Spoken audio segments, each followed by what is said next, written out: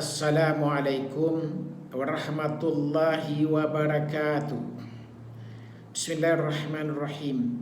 Alhamdulillahi rabbil alamin. Wassalatu wassalamu ala asyrafil anbiya wal mursalin wa ala alihi wa sahbihi ajma'in, amma ba'd. Kesempatan ini kita akan membahas tentang keutamaan zikir.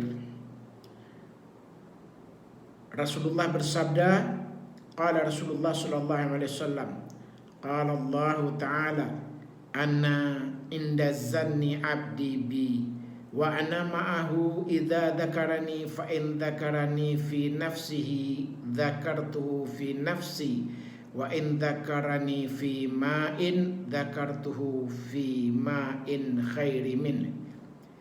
Rasulullah sallallahu alaihi wasallam bersabda,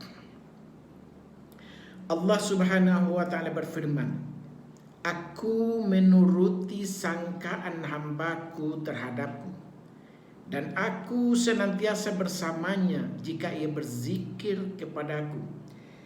Jika dia berzikir kepadaku di dalam hatinya kesendiriannya, aku akan menyebutnya dalam hatiku kesendirianku. Dan jika dia berzikir kepadaku dalam keramaian, aku akan menyebutnya dalam keramaian yang lebih baik. Hadis riwayat Al-Bukhari dan Muslim. Ana inna zanni abdi bi, aku menurut sangkaan hambaku terhadapku, mengandung anjuran dari Allah Subhanahu wa Ta'ala kepada hamba-hambanya untuk memperbaiki prasangka mereka terhadap Allah Subhanahu wa Ta'ala. Sebab dia akan memperlakukan mereka sesuai dengan cara pandang mereka terhadap Allah. Barang siapa yang berprasangka baik terhadap Allah Subhanahu wa Ta'ala, maka dia akan mengalirinya dengan untaian kebaikan, menganugerahinya dengan karunia kemurahannya, menebarinya dengan keramahan dan anugerahnya. Barang siapa yang tidak berprasangka demikian terhadap Allah Subhanahu wa Ta'ala, maka Allah pun tidak akan bersikap demikian terhadapnya. Inilah makna keberadaan Allah Subhanahu wa Ta'ala sesuai dengan sangkaan hambanya. Oleh karena itu, sebaiknya seorang hamba senantiasa berprasangka baik terhadap Tuhannya dalam segala kondisi yang dialami. Untuk merealisasikan hal itu bisa dengan menelaah dalil-dalil yang menunjukkan kemahaluasan rahmat dan kasih sayang Allah Subhanahu wa Ta'ala. Ini kita bisa lihat di antaranya sebuah hadis dari Abu Hurairah radhiyallahu anhu dalam Sahih Al-Bukhari dan Muslim. Ia mengatakan, Rasulullah sallallahu alaihi wasallam bersabda, setelah menetapkan urusan makhluk, Allah menetapkan keputusan yang disimpannya di atas arasnya. Sesungguhnya rahmatku mendahului murkaku. Demikian sebuah hadis. Lebih lanjut bisa kita lihat bagaimana sebuah hadis dari Abu Hurairah radhiyallahu anhu juga yang diriwayatkan dalam kitab Sahih Al-Bukhari dan Muslim. Ia mengatakan, Rasulullah sallallahu alaihi wasallam bersabda, sesungguhnya Allah memiliki 100 rahmat yang diturunkannya, satu saja di antara jin, manusia, hewan dan serangga. Dan dengan satu rahmat yang diturunkan tersebut, mereka rela saling mengasihi dan menyayangi antara mereka. Bahkan rahmat tersebut membuat seekor binatang yang buas sekalipun mengasihi anaknya. Sedangkan 99 rahmat yang sisanya ditunda penurunannya oleh Allah Subhanahu wa Ta'ala, yang nanti Allah akan berikan kepada kita di hari kiamat kelak. Sebuah hadis dari Umar bin Khattab dalam Sahih Bukhari dan Muslim. Ia juga berkata bahwa serombong tawanan dihadapkan pada Rasulullah SAW. Lalu tiba-tiba salah seorang dari wanita yang dalam keadaan siap menyusui di antara tawanan tersebut mencari bayinya, mengambil bayinya. Ternyata di dalam rombongan tawanan tersebut ada seorang bayi. Wanita itu pun lantas meraih bayi tersebut dan menempelkannya di dadanya, lalu menyusuinya. Melihat adegan tersebut, Rasulullah SAW berkata kepada kami, kepada para sahabat, menurut kalian, apakah wanita ini tega melemparkan bayinya ke dalam api? Lalu kami menjawab, tidak. Dia tidak mungkin tega melemparkan ke dalam api. Beliau menukas, Allah lebih menyayangi hambanya dibanding kasih sayang wanita ini, kasih sayang seorang ibu kepada anaknya.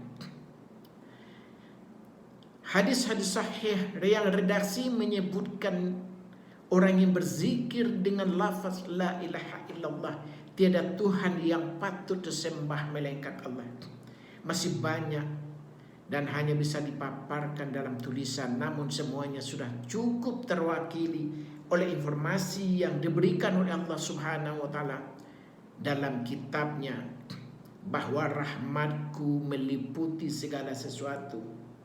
Di dalam Al-Quran surah Al-A'raf ayat 156, dan bahwasanya Allah telah menetapkan atas dirinya kasih sayang.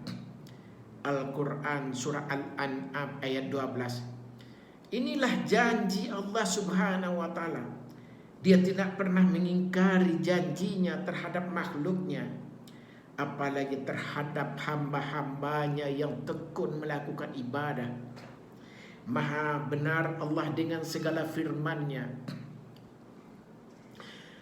Di samping banyak dalil-dalil hadis yang menjelaskan keutamaan berzikir, bermunajat, dan anjuran perintah untuk berzikir dan membesarkan pahalanya, hal serupa kita juga bisa menjumpai di dalam Al-Quran yang banyak sekali.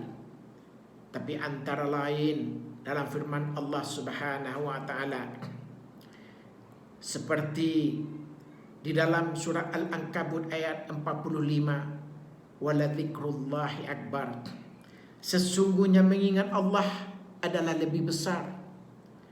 Surat Al-Ankabut ayat 45, maksudnya adalah pahala berzikir lebih besar dibandingkan dengan amal-amal saleh yang lainnya.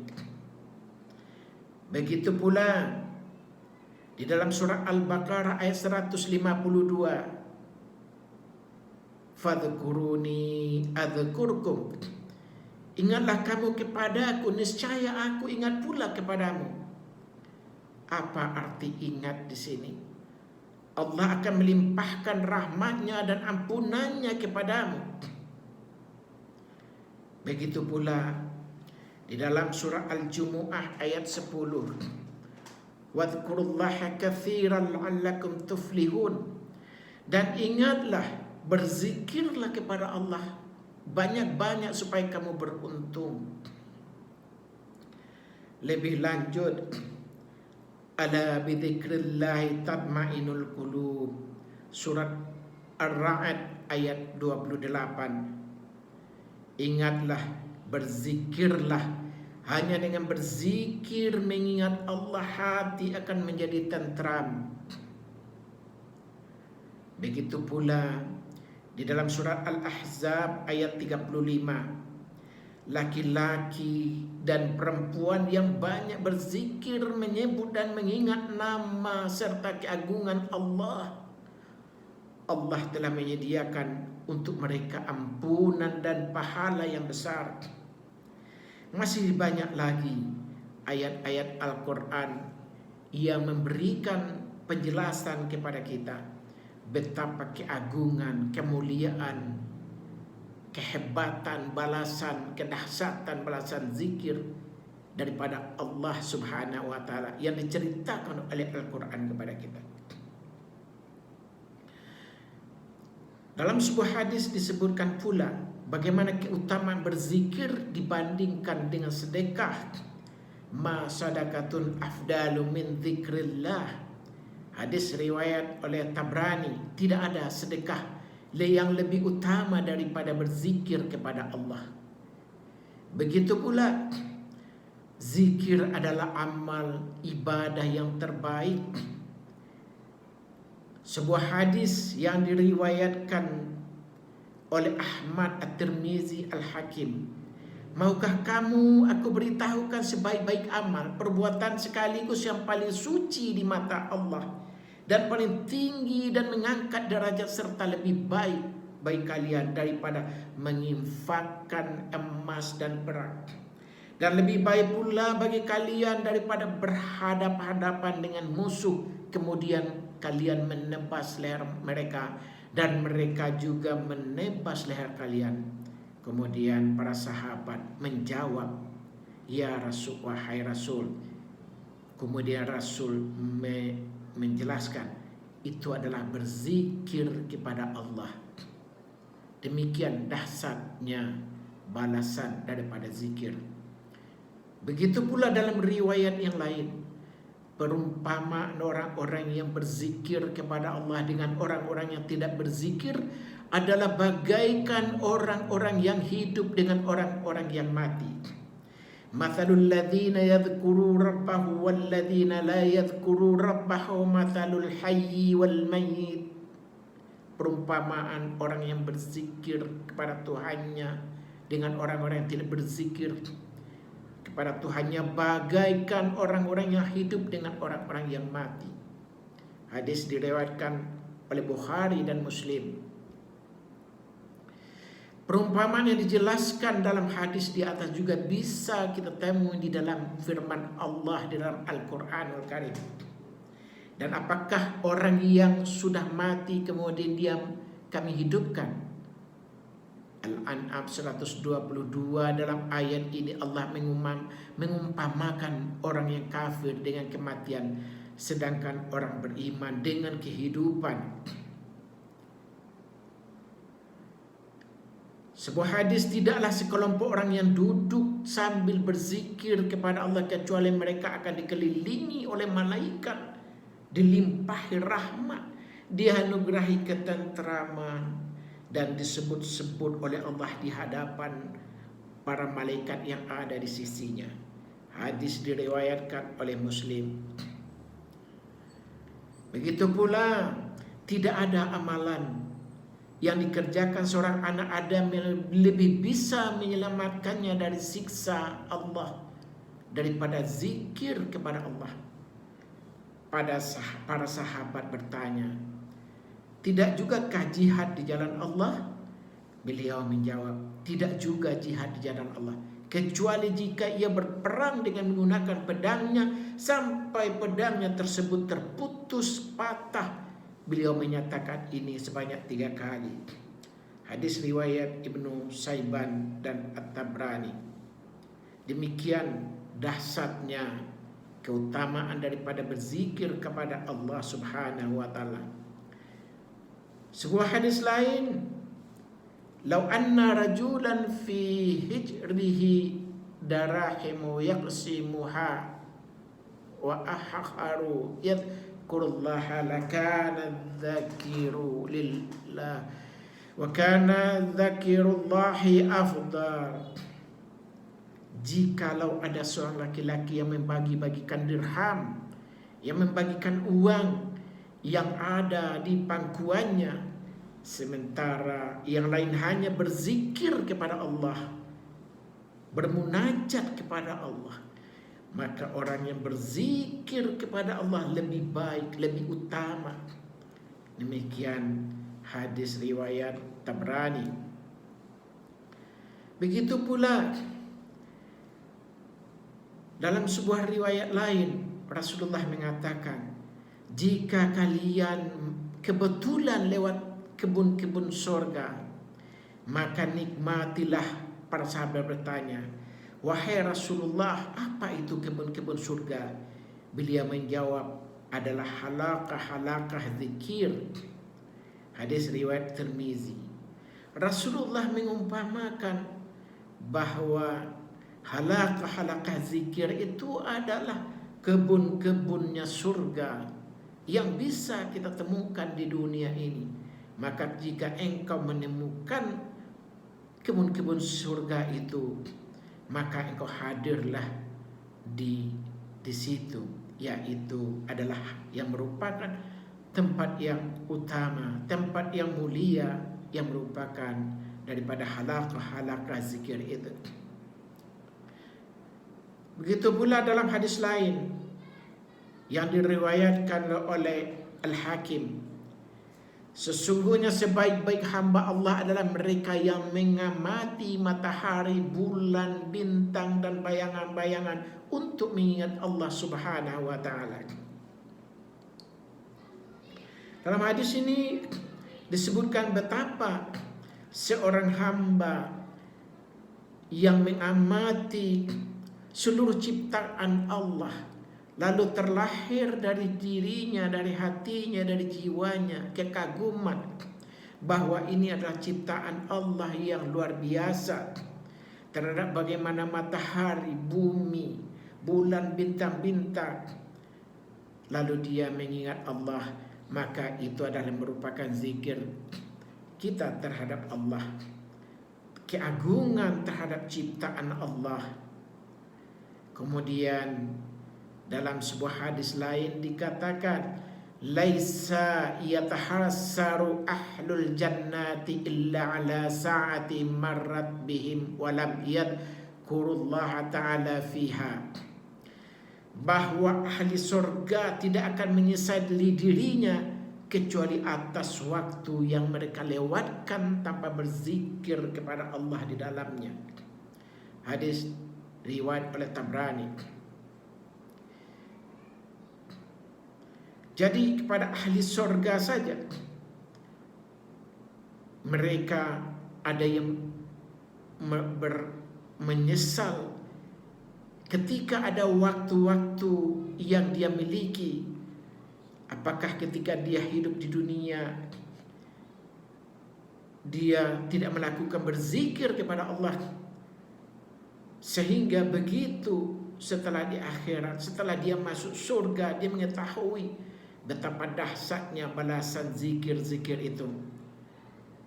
Itulah yang membuat penyesalan, apalagi dibandingkan dengan mereka-mereka yang ditempatkan oleh Allah di tempat-tempat yang tidak baik, di nerakanya Allah dan lain-lainnya.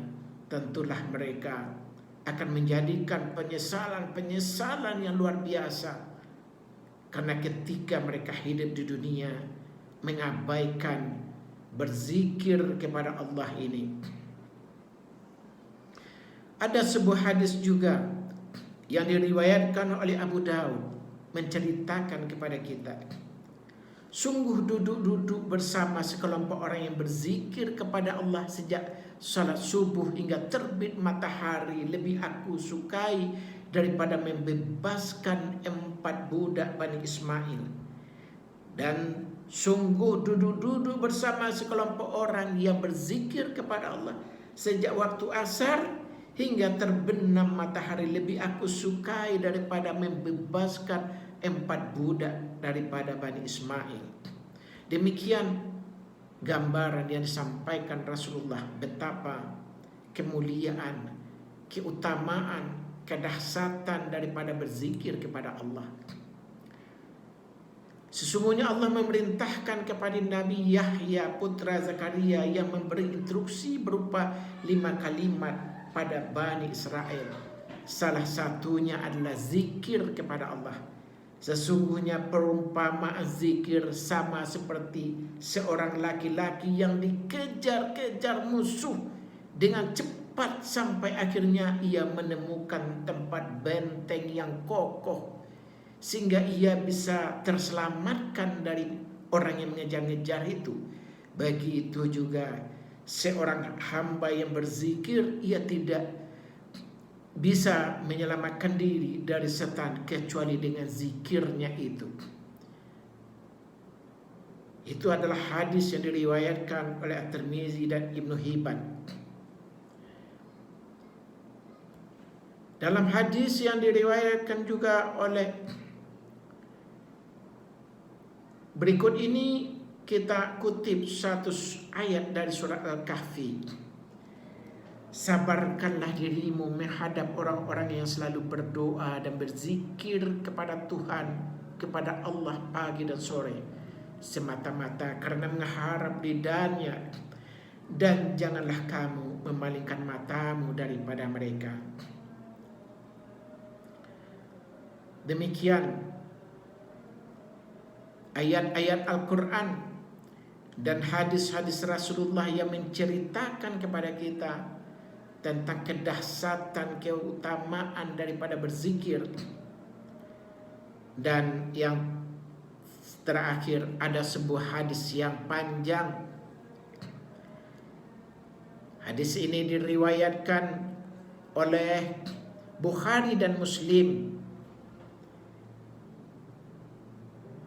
dari Abu Hurairah radhiyallahu anhu berkata, Rasulullah SAW bersabda, sesungguhnya Allah mengadakan malaikat keliling jalan mencari-cari satu majlis yang berzikir. Maka apabila bertemu kaum yang berzikir kepada Allah, maka masing-masing memanggil kawan-kawan mereka, inilah hajat yang kamu cari. Maka dikerumuni majlis itu dengan sayap malaikat mereka hingga ke langit. Kemudian Allah bertanya kepada malaikat itu, padahal Allah lebih mengetahui apakah yang dibaca oleh hambaku.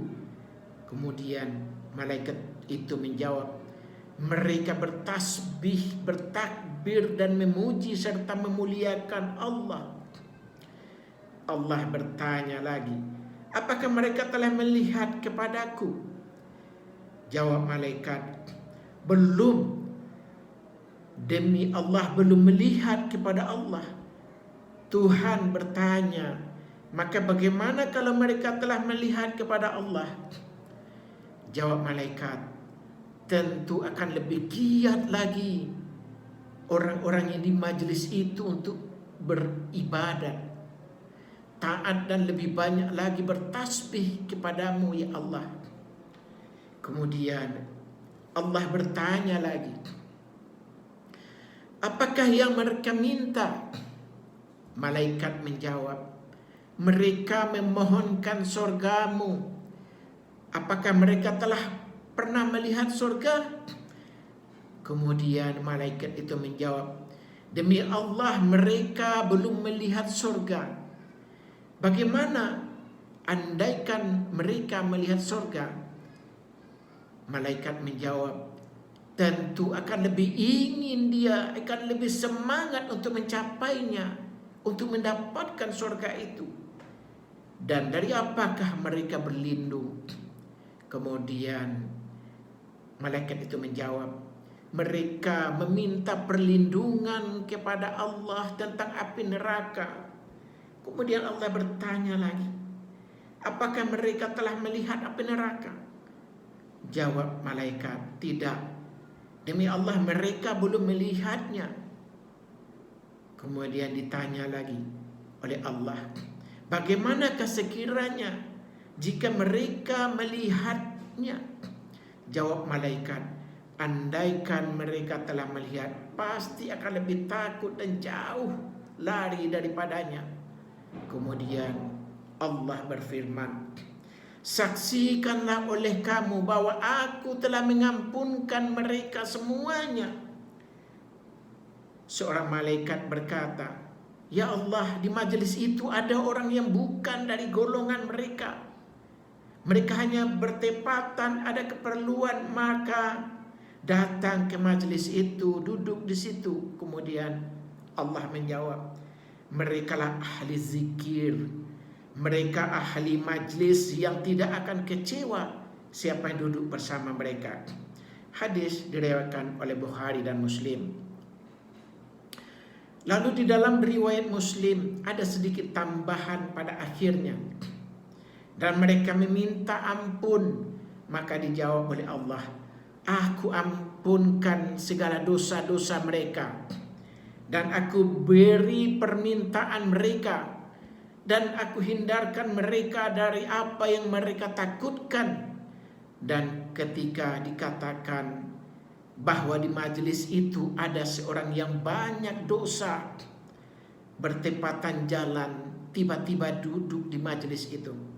Kemudian Allah berfirman, dan terhadap orang itu pun aku ampunkan, sebab mereka itu merupakan suatu kaum yang tidak akan kecewa siapa yang duduk berkumpul di majelis itu. Demikian luar biasanya sebuah majlis zikir. Dari bahasan kita tadi telah disebutkan betapa dahsyatnya rahmat dan ampunan dari majlis zikir.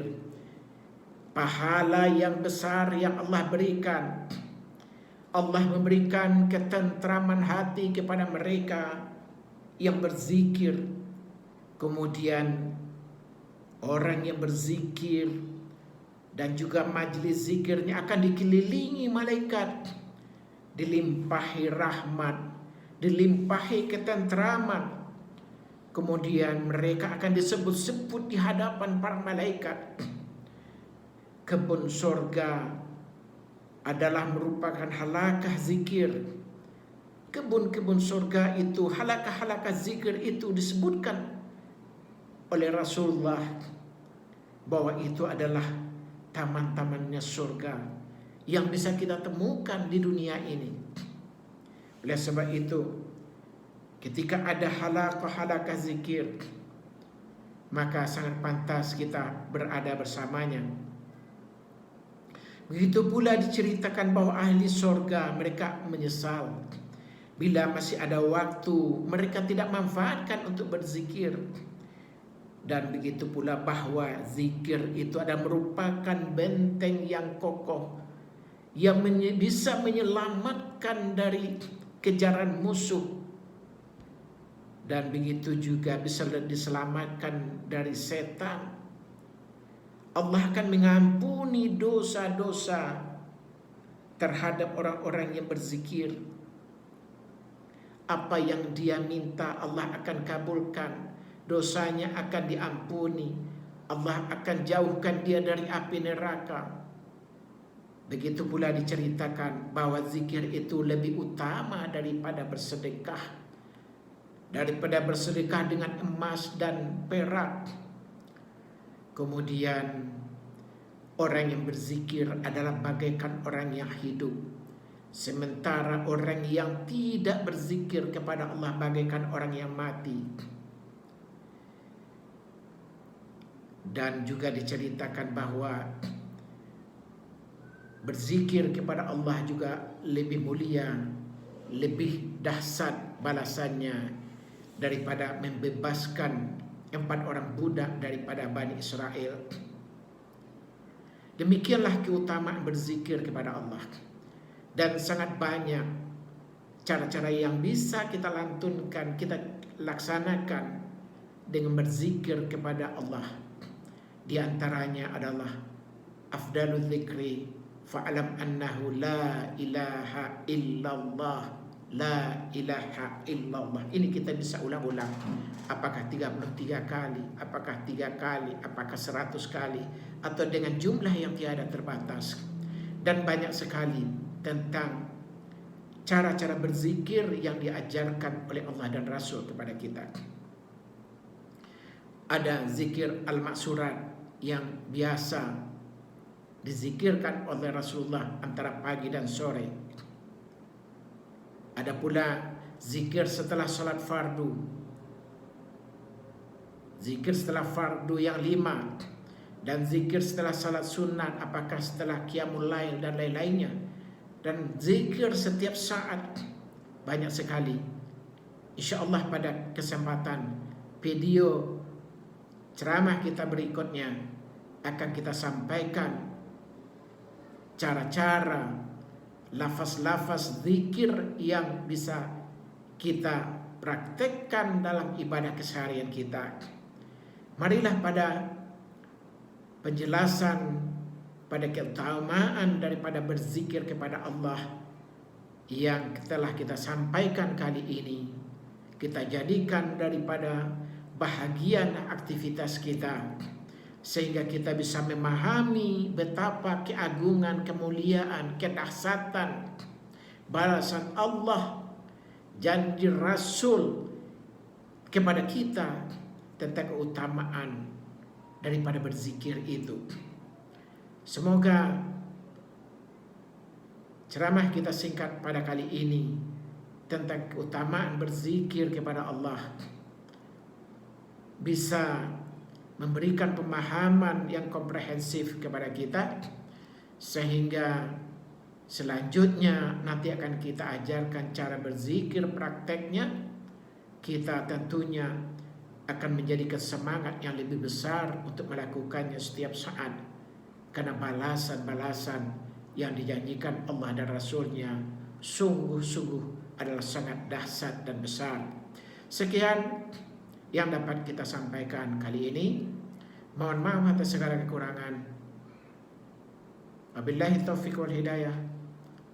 Assalamualaikum warahmatullahi wabarakatuh.